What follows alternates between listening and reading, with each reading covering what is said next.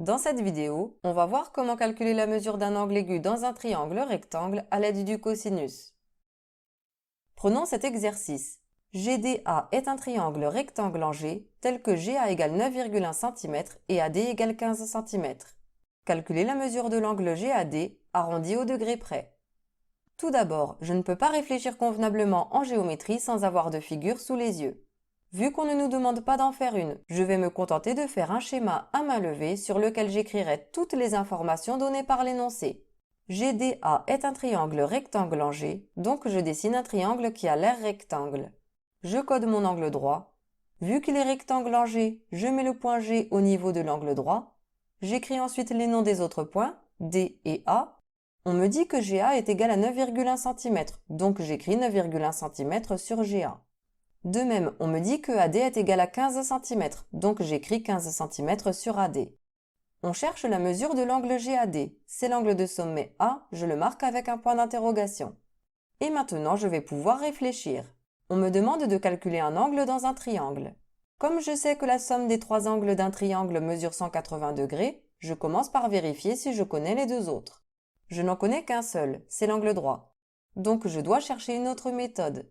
Je cherche un angle dans un triangle rectangle alors qu'on me donne des longueurs. Et je sais que c'est la trigonométrie qui me permet de faire le lien entre les longueurs et les angles d'un triangle rectangle. On va alors utiliser le cosinus de l'angle cherché, car justement, on nous donne les longueurs de l'hypoténuse et du côté adjacent à cet angle. Pour appliquer le cosinus, je dois être dans un triangle rectangle. C'est bien le cas ici, je commence donc par écrire ma première étoile pour mon on sait que. Le triangle GDA est rectangle en G. En dessous, deuxième étoile, j'écris OR et je mets la formule du cosinus. Cos GAD est égal au côté adjacent sur l'hypoténuse. En dessous, j'applique ma formule, je recopie cos GAD égale et je prépare mon trait de fraction. Je commence par remplacer l'hypoténuse. C'est plus facile à repérer vu que c'est le côté le plus long du triangle rectangle, le côté qui est en face de l'angle droit. CAD, je l'écris au dénominateur. Ensuite, au numérateur, c'est le côté adjacent à mon angle, c'est-à-dire celui qui relie mon angle et l'angle droit, CAG. Si vous avez eu du mal à me suivre pour réussir à écrire le cosinus, alors il faut impérativement revoir la vidéo que j'ai faite pour expliquer en détail comment écrire un cosinus et comment repérer facilement le côté adjacent. Je vous affiche ça en haut à droite et dans la description de la vidéo. En dessous, on va remplacer tout ce qu'on peut par les valeurs connues. Je ne connais pas l'angle GAD, je le cherche justement, donc je recopie cos GAD et j'écris le signe égal. Ensuite, AG c'est 9,1 cm, donc j'écris 9,1 au numérateur. Je mets le trait de fraction et je remplace AD par 15 puisque AD vaut 15 cm. On a fini de calculer le cosinus de l'angle GAD. Mais la question n'était pas de calculer le cosinus de cet angle, c'était de calculer l'angle GAD. Il faut donc se débarrasser du cosinus. Et rappelez-vous ce que je vous dis toujours, en maths, pour enlever une opération, on fait l'opération contraire, l'opération inverse. Par exemple, pour enlever une multiplication par 2, on fait le contraire, on divise par 2. Ici, on veut enlever le cosinus, on va donc faire le contraire, l'inverse du cosinus qui s'appelle soit arc cos, soit cos moins 1. Je vais alors mettre ma troisième étoile pour la conclusion. Donc GAD égale. Pour enlever le cosinus devant GAD, on a dit qu'on appliquait l'opération inverse.